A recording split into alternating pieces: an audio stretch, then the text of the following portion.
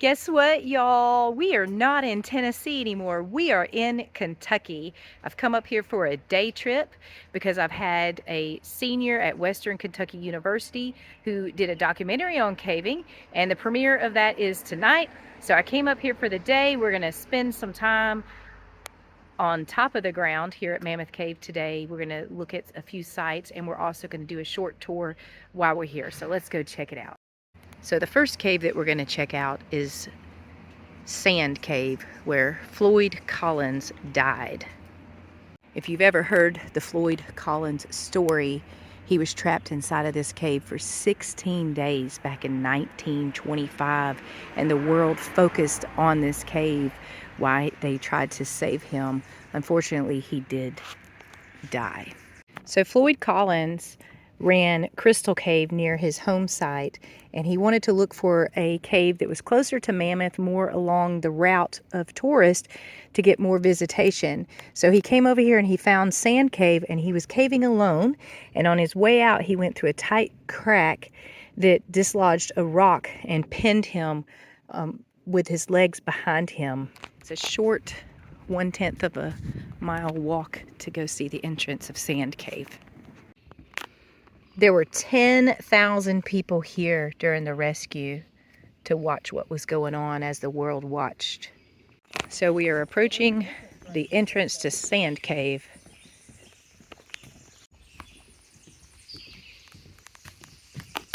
There it is.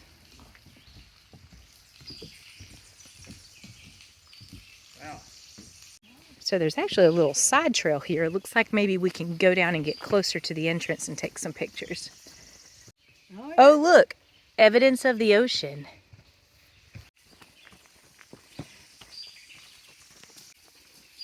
This is a commercial cave?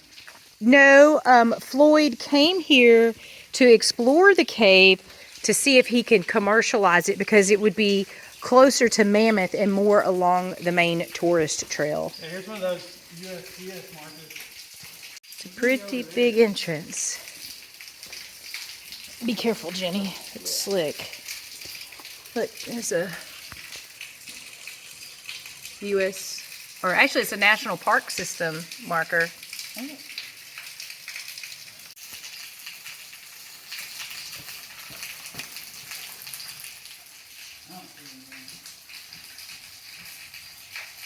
Yeah, right here you can tell that people actually dug probably for artifacts at one point. We call that pot hunting. But you can also tell that a lot of people have been here and walked on this just by the way the ground is.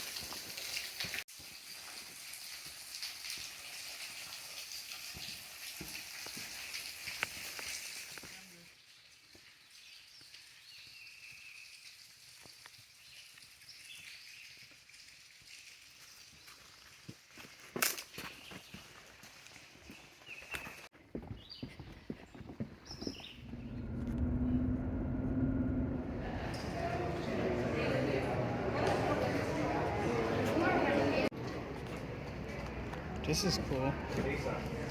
Oh yeah, it's a beanie Bats on with it? bats and stalagmites and stalactites on it. How cute is this, y'all?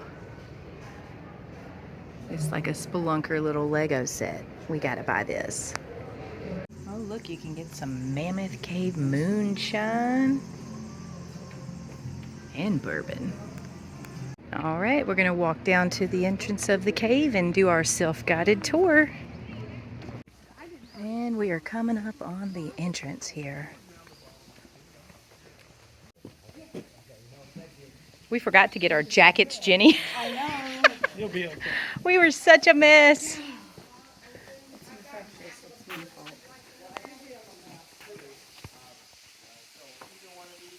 It's been so long since I've been here. Look at the moss on the wall.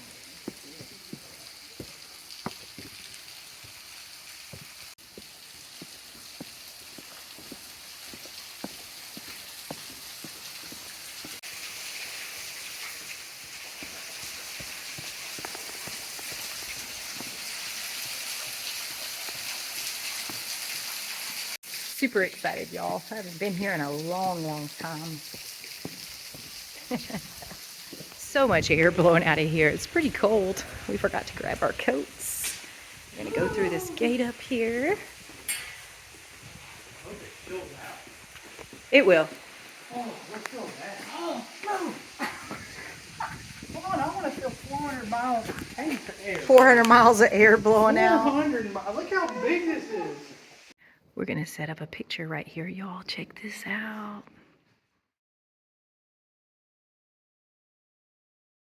My God, my nipples are hard. Oh, lovely thing to say on video, Jason.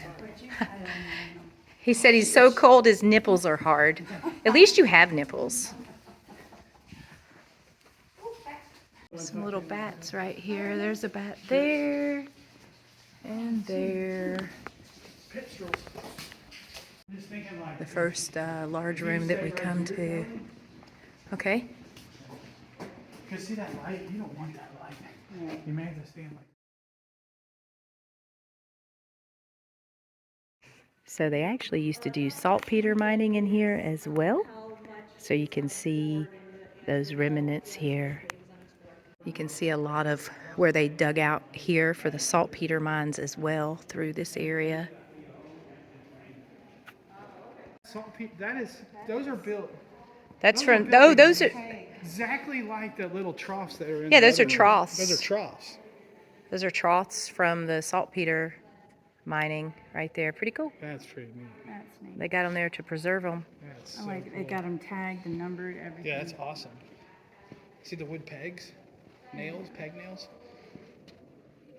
It's like a mine. It's pretty big passage in here. What do you say? 30 feet tall, 30 feet wide, easy.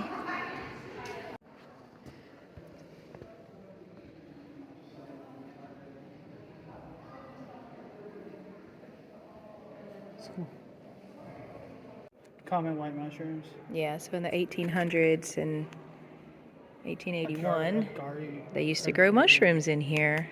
Agaricus. Says it's called Lookout Mountain. It's a big old pile of breakdown. They believe there may have used to have been an entrance here at one time.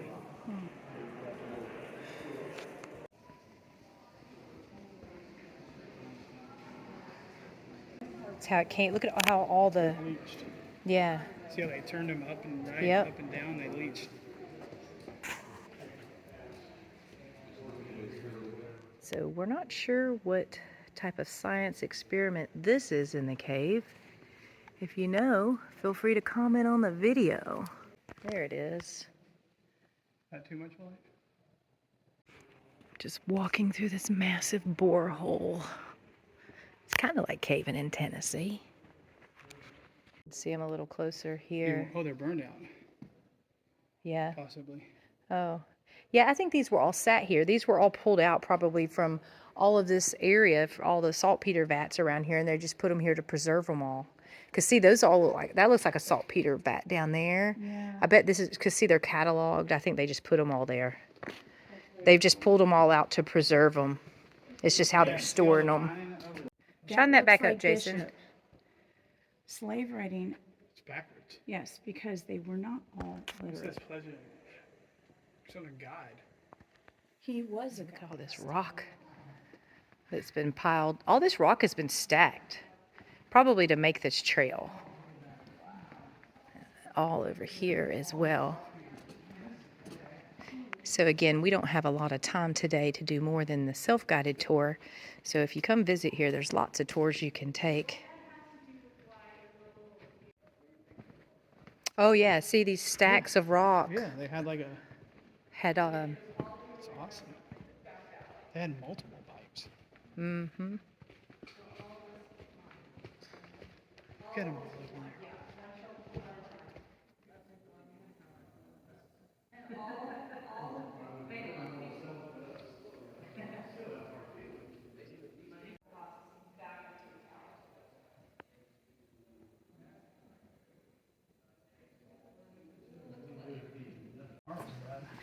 All right, y'all, we dipped our toes into Mammoth Cave today. Didn't have a lot of time to do one of the longer tours, so we just did the Discovery self-guided tour.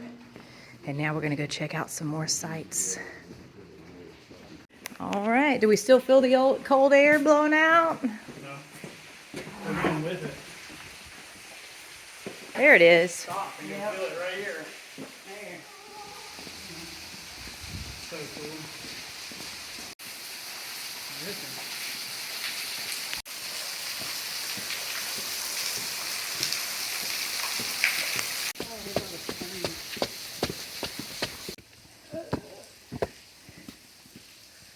I'm trying to keep up with Slackers back there. Third place. Woo! I'm proud.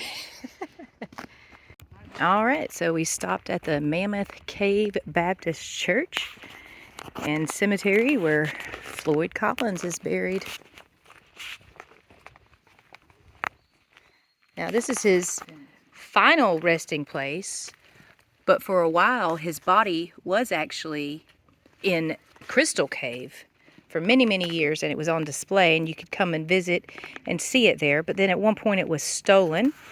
Yes, a body was stolen, but then it was later found and he was missing a leg, and then they gave him a proper burial right here.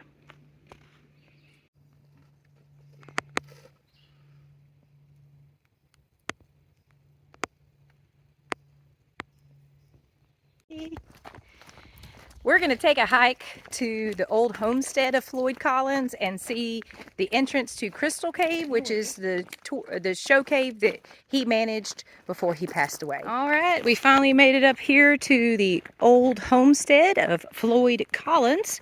We're going to go check it out, and then we're going to walk down to the entrance of Crystal Cave, which is the cave that he used to commercialize as a show cave back in the early 1900s.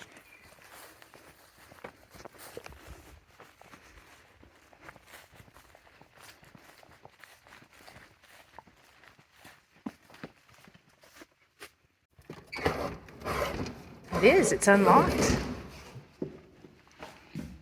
Wow. You ever been in here? No, I've actually never been in the house before. So this is where Floyd Collins lived about 100 years ago. Very small home, just 3 rooms, a little small 3-room house. What do you think they lived in? Oh, I don't know. that's an old bathroom. That's an old bathroom. I was wondering where the bathroom and stuff was.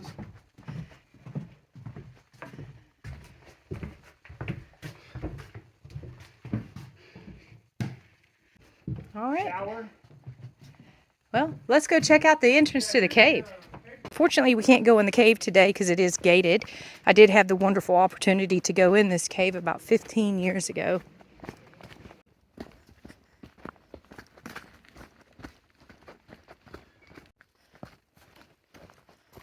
Yeah, look at these old steps right here.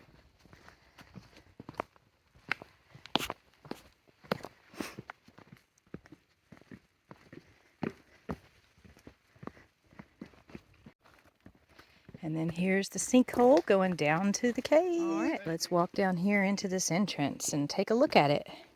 Pretty unique looking.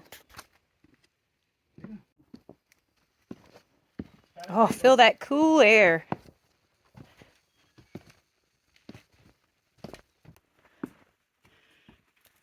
Is it a pretty cave? Yeah, it is a pretty cave. Yeah. That sucks. I'd like to go in it. I think it would be a lot of fun. But you did say they did a tour thing here. Yeah, recently they opened it for the 100th anniversary of Floyd Collins' death. There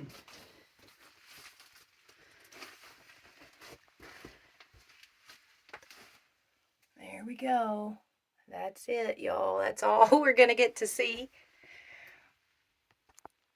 So yeah, Floyd Collins commercialized or turned this into a show cave.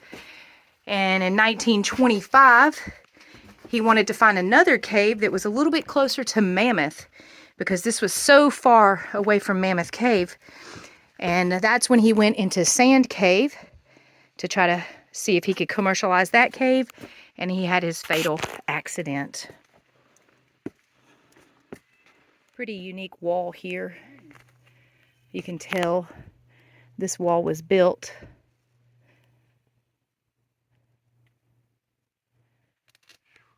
pretty interesting. I've never been to this cave. All right, well now we're gonna walk back to the vehicles and continue on our day. We're gonna head down to Bowling Green to Western Kentucky University to see a caving documentary.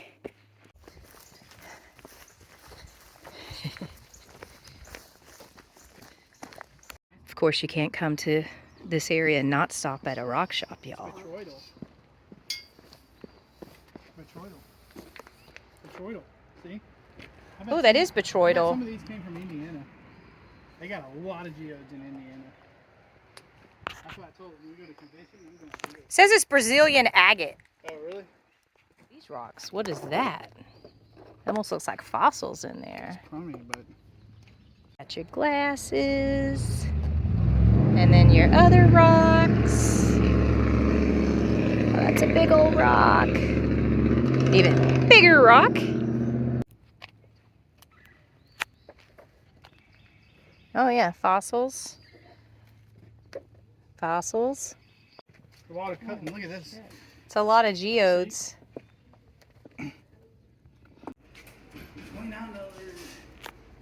Is there any of it that can be turned in? I can cut on? It's cracked.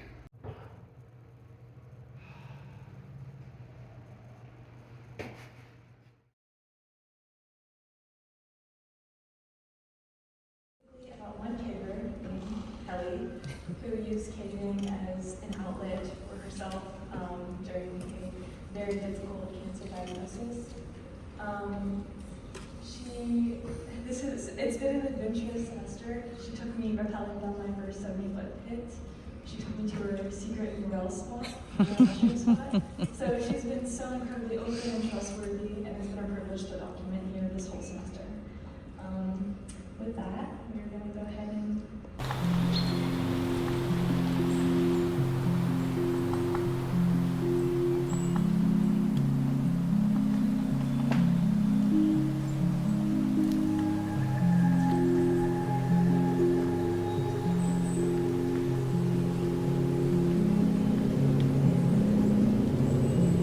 There's no more troubles in my mind.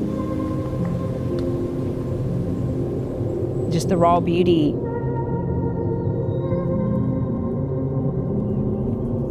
Listening to the sounds and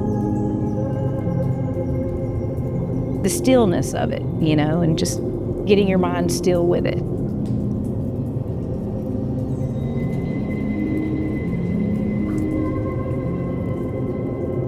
I've wanted more ever since.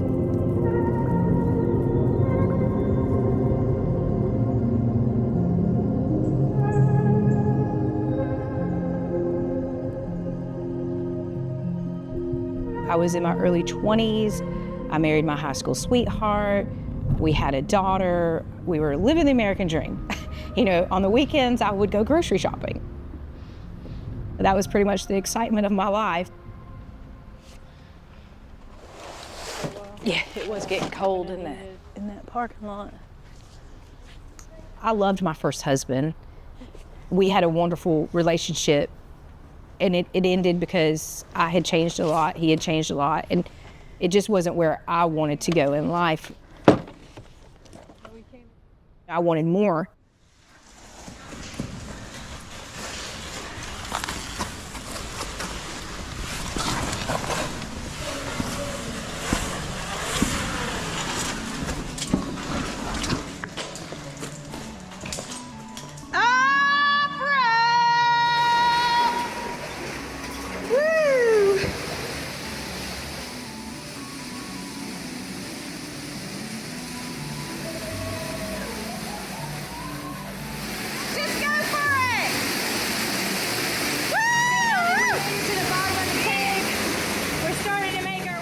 I thought I was going to be terrified and scared, but instead it was quite the opposite. It was very joyful and exciting.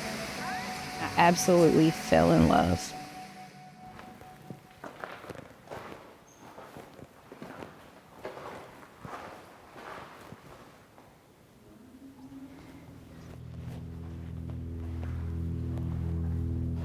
caves take sometimes thousands to millions of years to form.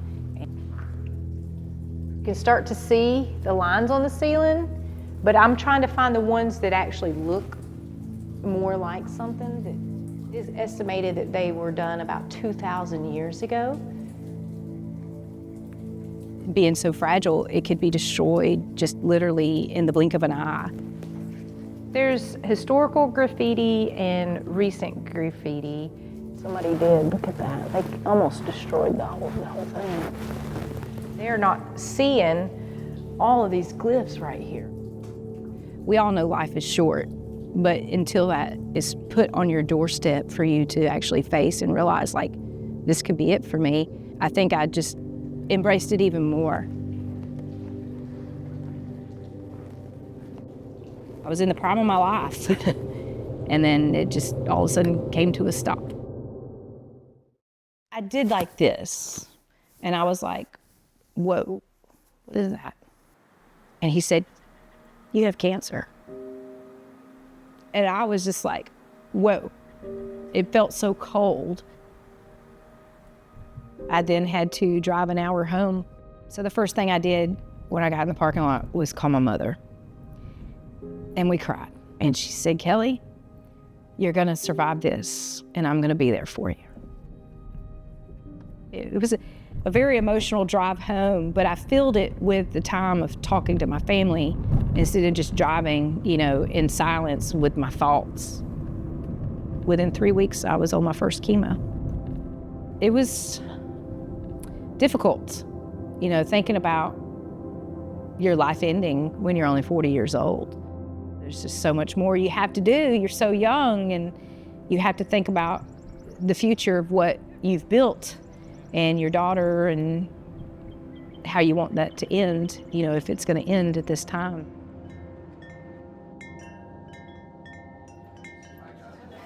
Zoe. I said too, yeah. I definitely would say I built stronger bonds with people after my cancer. I tell my friends now that I love them, because I do. I care about them. Going caving, you trust your life with people. And so I make sure that the people that I care about know that now. Have fun painting. I didn't know if I was going to survive my cancer or not. And I just wanted to see as much as I could, to go in as many caves as I could. And I guess I'm still that way now. It's the darkest place on earth, so obviously it's dark, it's damp, and it's cold, and there's things in the cave that could definitely hurt or kill you in an instant. I still go back. It's an addiction. It has to be. That's the only logical way I can explain it, like, I'm not addicted to drugs or anything like that. I'm addicted to caving. One of the things my doctor told me after I was diagnosed is, don't go home and just sit on the couch, because you could obviously go into a deep depression. I basically limited myself to pits that were 100 feet or less. I didn't want to get myself too deep to where then my body would give out on me, because my mind's not going to give out on me, but I knew my body could.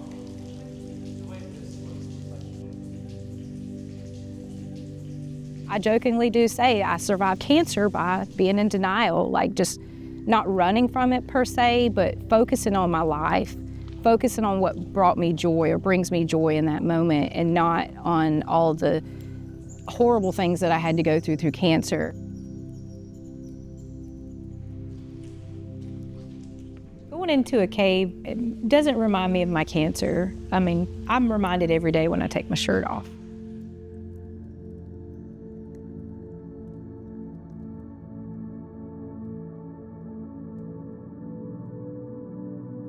What I actually did for myself, I finally got a tattoo over my port. Jason and I, for my 5-year cancerversary survivorship, went out west, and there was these huge trees, and I took my top off and stood in front of the tree just celebrating. I'm actually proud of my scars now. I'm gonna go where I know. we are all very fragile, not only physically, but mentally as well. I thought I saw another one. What was that? When I go out into nature, I find God in the caves, in the trees, in the streams, in the creeks, but I believe in it without religion, if you will. I have found through my journey that females as young as 12 years old have been diagnosed with breast cancer. So I think it's important that we're all aware, no matter what age you are, you can be affected by this disease. I have a pretty high risk, at least 30% risk of my type of cancer returning at some point in my life. So this year will make 8 years of being cancer-free. So I try not to think about it too much, but it's always there.